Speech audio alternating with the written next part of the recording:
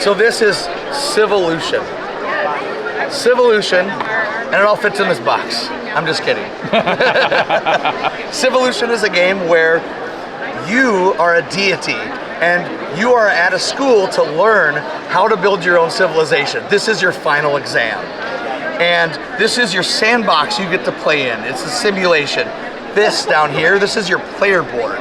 This is your console that you're going to be pushing buttons, pulling levers, and putting out tribes, expanding your tribes and migrating. You're going to be placing resources and building technologies. Since this is a Stefan Feld game, he has self-proclaimed this is his heaviest game. So, and it's certainly his most expansive game. These are all the end game point conditions that you can get. So you can go up, it's point salad. You're going to be going up on tracks. You're going to be getting points for those. These are special features that you can build on your player board. You're going to need those to build certain cars. Those are requirements. These are going to be points at the end of the game. There's buildings that you can build that are going to uncover these diamonds. Those are going to be points at the end of the game. Every tribe that you put out on your board is going to be points at the end of the game. And then also you want to migrate, because every location where you have a tribe in also going to score you points. On your player board, you're going to be slotting technology cards. There's different slots you can do. If you do it in the first slot, the first resource on there is what you have to spend. If you're slotting the second one, you're going to have to slot those two resources. And the higher you slot a card, you're going to get victory points based on what row they're slotted in. So the way the game actually plays on your turn, this is a dice allocation action selection game. So what you're going to be doing on your turn, so this is your action board. There's 22 different actions in this game. By themselves, they're pretty self-explanatory and very straightforward. It's how they work together is where the complexity comes in. All of these actions are upgradable, level 1 to level 2 to level 3, making your actions better as the game goes on. So everyone starts the game with one of each die. On your turn, you need to spend 2 dice to do one action. So for example, for migration, if you look, I need a 1 and a 3. So I would take a 1 and a 3, I would spend those dice, and now I can do this action. For example, the migration action allows you to take one of your tribe members and move them to one location to another. If there was a face down resource there, you can flip it up, and then that would allow you to place a resource there. In order to get resources onto your player board for the storage, you have to take the transport action. You're going to need resources because that's what you need to build the cards. Once you have finished doing actions and you have no dice left, there's a reset action that you take for your whole turn. You'll roll your dice, and then wherever they end up is where they end up. You will place them back on your board. This is going to trigger the end of an era. There's 4 eras in the game, and this is the sequence of an era. Every time there's a reset, this is going to move. Once it reaches down here, that's going to trigger the end of the era, which will have some events that will happen. You will have to feed your workers, and every worker that's still standing, because when you can't feed your worker, you're going to have to lay them down. Every standing worker or strong worker will be worth points. This is going to cause the weather to go down, which is going to give you negative or positive effects. There's end of era scoring. And then there's a little cleanup at the end, and then you start a new era. There are plenty of more actions that I haven't gotten over, but that is basically what you're going to do on your turn, and it's just a big sandbox game, and you kind of have to fly by the seat of your pants the first time you play it, but by the end of the first game, you're going to be like, I know what I want to try on my next turn. Someone asked me, what's the best way to get points in this game, and I said, there isn't one. You just have to push buttons and figure out what to do. I played it 4 times. There's not one strategy that I've found better than the other. But this is Civolution. It's going to be coming out at Essen, and will be in North America also in October. So this is Avalon the Riven Veil. It's a competitive area control game set in the mythos of King Arthur. So all of those usual suspects you know from the mythos will probably make an appearance sometime down the line. So we have 4 different factions in the game, the Knights of the Round Table, and then Mordred with his undead army. These are the 2 factions we have revealed so far. We're coming to Kickstarter in Q4, and with the campaign we'll reveal the other two factions as well. So the setting of the game is that King Arthur and Mordred fought each other at Camelot Fields, and Arthur died. So the Lady of the Lake has come and retrieved his body and brought it back to Avalon to heal. So every faction has a different reason for coming to Avalon. Guinevere is now leading the Knights of the Round Table, and they're coming to Avalon to find the body of Arthur and resurrect him. So that's going to happen at some point, and then you flip the game board, and Arthur returns, and you get the minion is super powerful, and you'll destroy everything. So Mordred wants to keep that from happening. He wants to harness the magic of Avalon and become this ultimate Dark Lord. And the other two factions will have their own goals as well. So when you start playing the game, the whole island will be covered in this mist. So you have no idea where anything is to start with. So you'll be deploying your troops to Avalon, and you'll be flipping those tiles. You'll always get like an immediate mechanical benefit, like draw another card, deploy an extra troop. But you'll also always find one of these cards. And these can be powerful artifacts, like weapons that give you another ability that you can equip your faction leader with. Or you find the Holy Grail itself, which gives a ton of victory points, which also gives you like a red marker on the back, so now everyone's going to swarm your region. If you don't find an artifact, you'll probably find a monster. At that point, the whole table stops. You'll send a messenger to the monster to sway the monster to join your army and fight your opponents. So this game is played in 3 seasons. Every season is structured in 3 turns of exploration, finding the secrets, and tactical positioning. And then followed by 1 round of combat in which the whole island is at war with each other. So you'll be resolving one region one after another. The core mechanic in this game is hand management. So these 4 different decks represent your core actions. So you have settlements, deployment, movement, and combat. And you start around with 2 cards of each deck. And they are multi-purpose cards. So they're your core actions, but they're also your currency. So in order to pay for a card, you need to discard other cards. Then also they provide you with your initiative. So the number in the top left corner, that's your initiative value. You place those face down, flip them all at the same time, highest number goes first. Sometimes you want to go first, sometimes you want to go last. And also you use these cards to make your bidding for the monster. So you'll be secretly committing cards with their values, and then the highest value will win the bid. You also have like a fake card to bluff with. So your opponent has no idea, like, is he actually committing at this time? You'll also be using these cards in combat. So these combat cards have combat effect that allow you to do epic stuff on the battlefield. But you can play these cards as well to just increase your battle strength. And the highest one up the favorite, the victory point track will win the game. And this game you can also decide to play it in a more sort of simplified version in which all of these factions play more or less the same, just the faction leaders have a distinct ability. And you can also flip the board and go for a more complex, very asymmetric version in which they all have their own meta gameplay that you need to master. So for instance, the undead, they will swarm the island with the undead, raise altars of bones everywhere. Mordred actually can eat monsters to become more powerful.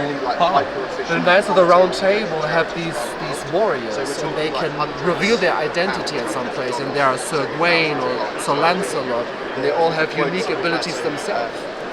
And then the other 2 factions have cool stuff going on. Like I said, everyone has like a faction objective as well. So they're trying to bring back Arthur. He's going to become the ultimate lord, and there's interesting stuff happening with the other factions as well. So like I said, this project is coming to Kickstarter in Q4. So if people are interested, we have these QR codes everywhere. You can also just go to shadowborngames.com and sign up for our launch reminder. We'll be sending a single email with the launch date when we know when we're launching. And everyone backing the first 24 hours will get Vernax, one of the 2 powerful dragons of Avalon, as a free gift. And he's pretty powerful. And this is the mini or bigature, or whatever you want to call it. Yeah. So So the base game will come with roughly 13 monsters in the box, and we plan to have this stretch goal extravaganza if the community will let us. Right. And expand the gameplay and do interesting cool stuff. Like a sign up already. It's really cool.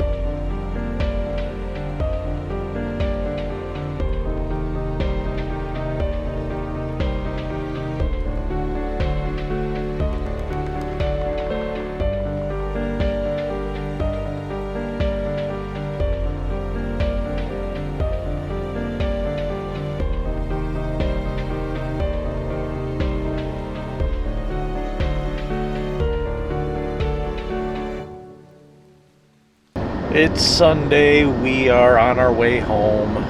Boo. Boo.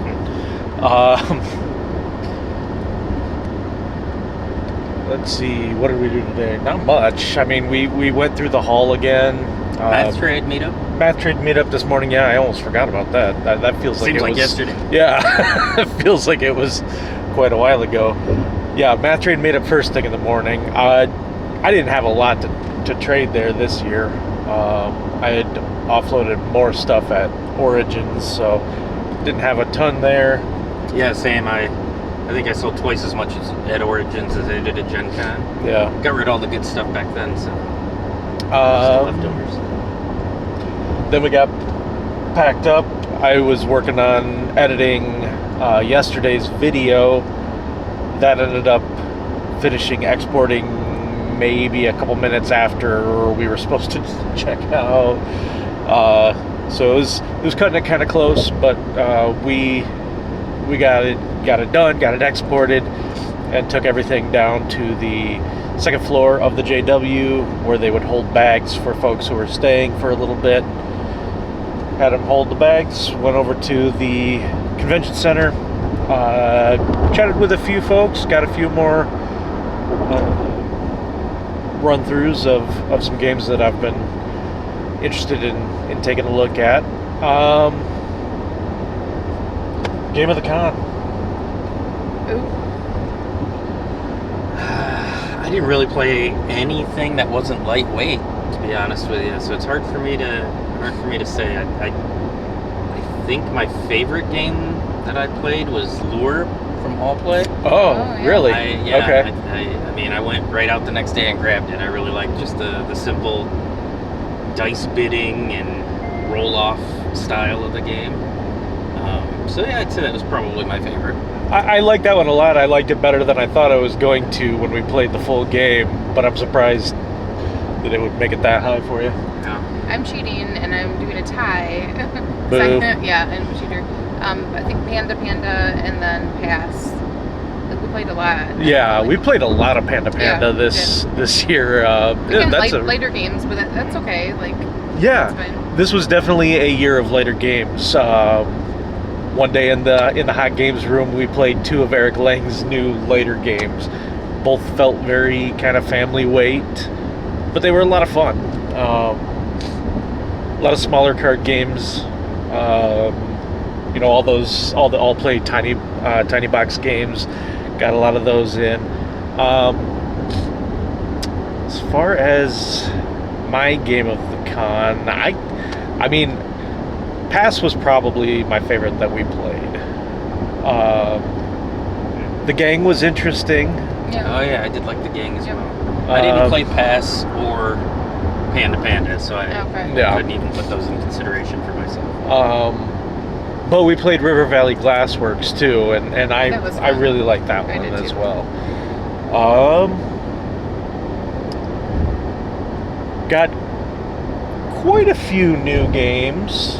I don't feel like we went out and spent as much as we normally do, or at least as much as we used to.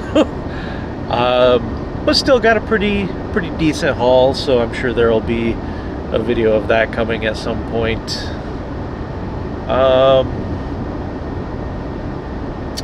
Anything else? Finished off at Kilroy's. Oh yeah, yep. We stopped off at Kilroy's. That's kind of gotten to be a new thing for us. We'll stop off at Kilroy's, get our last-minute stuffed breadsticks and mimosas in a pitcher, and And hit the road. then we head out. So we'll probably be home pretty late this evening. I'm supposed to go pick up the dogs, or one of the dogs, and might try to put that off till tomorrow. Yeah. We'll see. I think we're all pretty beat. I'm definitely feeling pretty tired. It was a fun con. It was an exhausting con, Yeah. but had a lot of fun. Yeah.